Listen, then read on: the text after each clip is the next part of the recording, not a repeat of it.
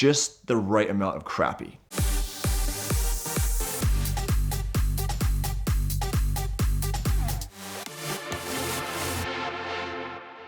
So I've been doing DD now for just about 10 years, and in that time I've owned a ton of cars. In fact, I would say we have at one point owned every exotic car that's attainable. Now we haven't owned a Bugatti, we haven't owned a Koenigsegg, and there's a reason behind that, which I'll get to later in this video.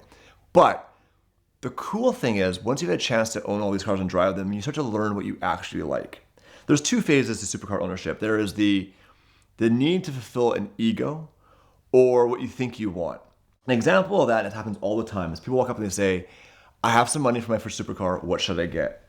And I say, well, what do you want to get? And they're like, I don't know. I think a 458 would be cool, or a Huracan, because they're using examples of what people have told them. And then what they're asking for is, what will make me look cool? What is the coolest car? So my answer is always the same.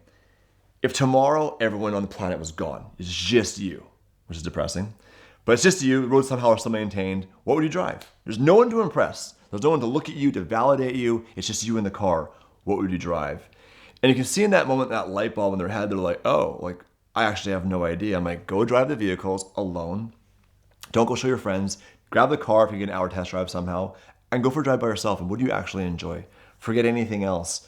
And that's what I do now with our fleet. 10 years into it, we've owned all these cars. I've owned cars that I thought I loved that I didn't. I've owned cars that when I had it, I wasn't in love. Then I got rid of it, and then realized I screwed up and bought them back. And a really good example of a car that I thought I would love is the Aventador S. It's the V12 Lamborghini, the doors go up. It is, it's a $500,000 car at the time. And I sold a car that I absolutely loved to get it, which is my 2014 Lamborghini Squadra Corsa, the final edition Gallardo. They made 50 for the world. It was one of three from Canada. I bought it from a collector with like 5,000 kilometers on it, drove it, enjoyed it, but I got distracted. I thought, ooh, like, it's a Gallardo. What if I had an Aventador, V12, yada, yada, yada. So I sold the Squadra Corsa and I bought the Aventador. And right away I was like, it feels wrong. Like, something about it didn't connect with me. And I know it sounds great, it's loud, but just for me, it was like the way I'm driving this car, the way it feels, it doesn't fit. It's like a glove you put on that's one size too big. I can't tell where the corners are. It feels heavier. And about 6 months later, I was like, I don't like this car. I did no build on it on the channel. I did no wheels. I did no wrap. It wasn't for me. And I realized right there and then, it's not about how much the car costs. It's not about how rare it is. It's not about having the car no one else has. It's having the car that you love. So I sold that car and actually went and bought back that Squadra Corsa from the person I sold it to. Luckily, they would sell it. It took some negotiating for a while. I actually got a really good deal to get it back. And now that car, and this is 5 years later, has 84,000 kilometers on it. I put a full Super Trofeo race kit on it. And I can confidently say I will never sell that car, ever. So the monetary value doesn't matter. I don't care if it's worth $10 or $2 million. It's never being sold. I'll always have that car. And it's pretty neat when you can have something for 6 years and still enjoy driving it the same way you did day one. And the problem with cars and life in general is you get used to things. That's why men get divorced. It's why we upgrade our houses. It's why we do all these things, because we're chasing that feeling that we initially got that went away. And an example of that is my very first special car I bought when I was 22 was a 2001 Integra Type R. I got a bank loan. I was working at Pizza Hut. I was making maybe $25,000 a year. I got a bank loan. My payment was $600 a month. I think I took home $1,200. I was broke. I could not afford this car, but I wanted it. And the first day I drove it, I hit VTEC. And in that car, I had a really aggressive cam shift, and it would basically hit like 6,800 RPM, and all of a sudden it'd get loud and it'd pull you back. And it felt like the fastest car I'd ever driven. There was no sound dampening in that car. It was raw. And at that time, it was insane. To this day, I've never had that feeling. Every Lamborghini I've owned, every Ferrari I've owned, McLaren, I've never had that same initial feeling of that new. And I feel like in a lot of ways, I'm still chasing that. But the good news is there's certain cars that you can get into that maybe doesn't have that feeling, but it always excites you and you're always happy to drive it. And there's cars you're gonna buy that you think you wanted, that you get into and you're like, this is terrible, even though it cost X. And there's a list of cars I have now in my mind, which I'll go through, where it's like, that's a really good car that you'll enjoy. That's a car that's really expensive and you're not gonna enjoy it over the long term. Example, Ferrari 296. It's lightning fast. Gorgeous car, sounds good, very techy. I would get bored of that car. I've never owned one. I've driven a few of them where it's just like, it's too good now, where it's like driving a modern, I don't want to say Tesla, that's really insulting to Ferrari, but I'll say Tesla, where it's like, it does too many things. When you want to turn the heat up, it's a digital pad. Like there's just pieces to it that just would get old really quick and it feels gimmicky. Well, there's certain cars you can buy that give you that feeling of connection to the car that you'll always have. Squadra Corsa, a Murcielago, whether it be E-gear or gated. A Ferrari 599 with a gated conversion is a really good example of that. A 458, obviously anything Gallardo, LP or pre-LP, gated or E-gear. That's that great segment of cars from the 2000s, 2010s, where it's like, we got it right. And maybe I'm just getting older now, but whenever I drive a modern exotic car, Revuelto, I mentioned the 296, a Natura, it's losing something.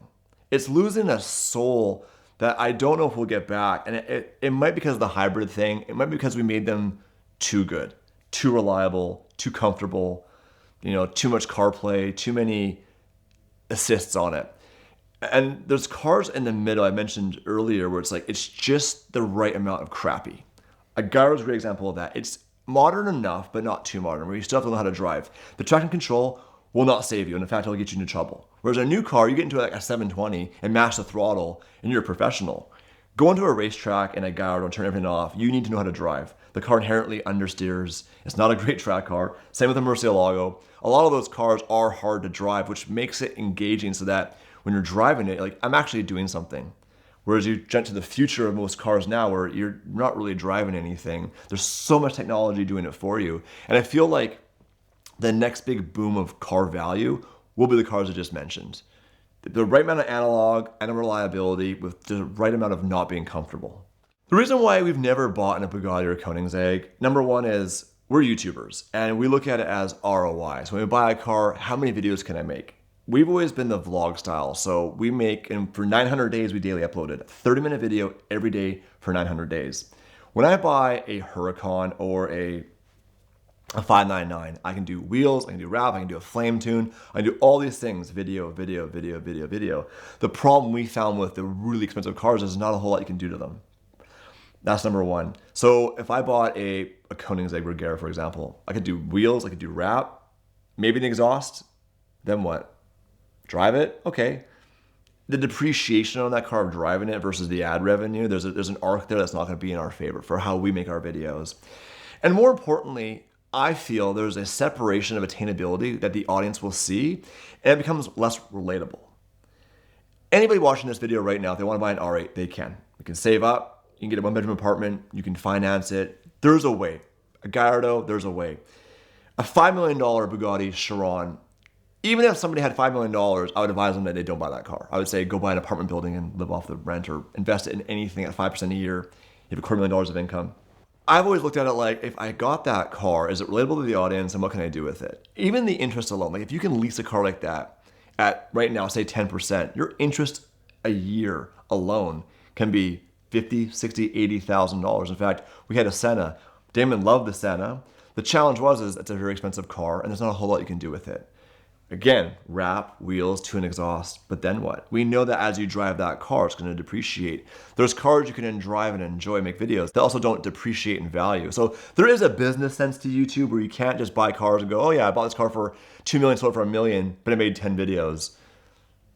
Some YouTubers already had money. In fact, in automotive, there's a lot of gentlemen out there that have YouTube channels because they're bored. They've made their money and want to showcase their cars to the world. Maybe it's a tax incentive for that. I don't know, but we're the opposite. Every penny we earn comes from our YouTube channel. So we have to do it in a way that's responsible where we don't lose money on the cars too much. Now, we have lost lots of money on the cars. In fact, speaking of Gallardo, I bought my dream gated 2006 Lamborghini Gallardo back in 2019.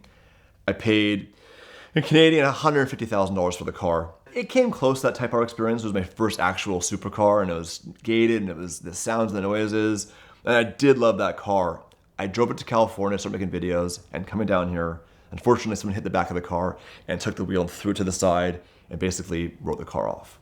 What's even crazier is, speaking of stuff from earlier about people's perception of supercars and things like that, the CHP officer was quite rude about it.